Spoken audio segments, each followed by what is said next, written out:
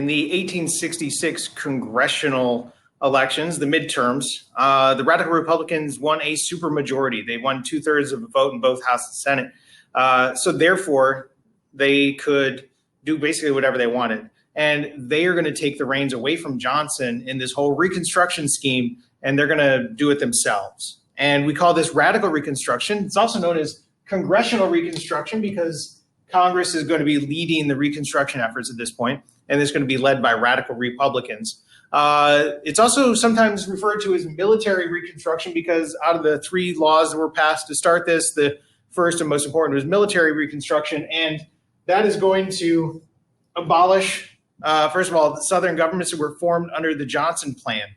They said that the Johnson Plan governments were essentially white supremacist governments. They're going to get rid of them so that they could help protect the freedmen as well. They're going to break the South then into 5 military districts. So it's about 2 per district. And the districts would be run by a military governor. And truth be told, there was never enough soldiers in the South to really adequately enforce anything. But symbolically now, the military districts are going to be, they're abolishing the governments. They're going to be run through the military. And while the South is going to complain that they're being ruled by the bayonet, there really wasn't enough soldiers to enforce that. But there were enough Radical Republicans and Black people in the South that if they were allowed the right to vote, they would choose these policies. Now, those military districts are going to, before they can become a new state, they're going to be required to write a new constitution. South Carolina writes theirs in 1868. They're required to have a new constitution with universal male suffrage.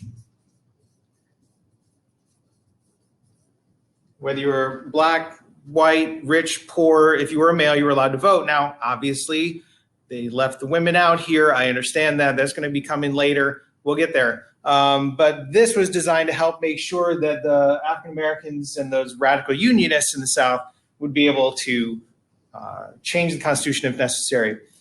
Southern states also had to accept the 14th Amendment. They had to ratify before they'd be allowed in as well. So again, birthright citizenship, allowing equal protection under the law, those things had to be kind of tied in with this idea of the new Constitution. And for measure, Johnson tried to stall this, tried to put up obstacles and through some legal shenanigans. The House, led by the Radical Republicans, is going to impeach Johnson. Johnson came 1 vote away from being removed from office. And essentially, the backlash to that impeachment just is going to hurt the radicals later on. But Johnson doesn't stand in the way of any of this as a result of that impeachment. So we have Radical Reconstruction, also known as Congressional Reconstruction now, trying actively to protect the formerly enslaved population in the South and alter radically the Southern society.